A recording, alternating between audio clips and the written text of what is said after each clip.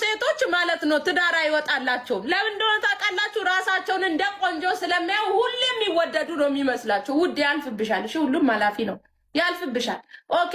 ብዙ ጊዜ እኛ ፉኜዎች የምንባለው ማለት ነው አፍንጫ ጎረዋዳዎች ትዳር ይወጣልናል እኛ ማለት ነው። ምክንያቱም ለምን እንደሆነ ታውቃለሽ?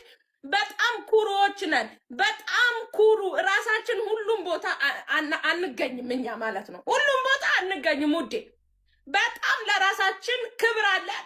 በተለይ አፍንጫ ጎራዳ የሆኑ ሴቶች ትዳር ይወጣላቸዋል። ለምን? ለዛም ለዚህም አንሽካካም ውዴ። በተለይ ቆንጆ የሆናችሁ ሴቶች ለምን እንደሆነ አላውቅም ትዳር አይወጣላችሁ። ብታገቡ ራሱ ጭልፋ ነው የምታገቡት። የምሬ ነው። ለምን እንደሆነ አላውቅም። ቆንጆ ስትፈልጉ ጃጅታችሁ ይሁን አላውቅም። ምንም እንደሆነ አላውቅም።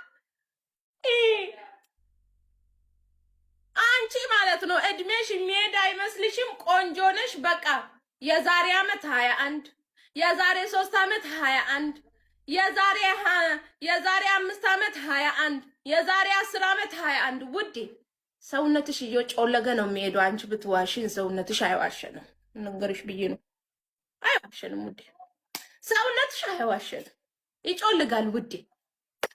እሺ አንቺ ብትዋሽንም ሰውነትሽ አይዋሸንም። ጥሩ ሰው ነው። ነገርሽ ብዬ ነው። ኦኬ ሰው በጊዜሽ ነው፣ በጊዜሽ ሁሉም በጊዜው ነው የሚያምረው። ወንድ ልጅ ራሱ ማለት ነው የሚጠይቅሽ አንቺን ሆይ ሆይ። ሁሉም ወንዶች ወደ አንቺ አይናቸው የሚያፈጡት የሆነ ፓርት ብቻ ነው። ከዛም በኋላ ያልፍብሻል። ቆንጆንሽ ምን ሆንሽ ትደርቂያለሽ። ከዛም በኋላ በጊዜሽ ተጠቀሚ። ብልጡኝና አንዱን መርጠሽ አግቢ ውዴ። ልንገርሽ ብዬ ነው አግቢ።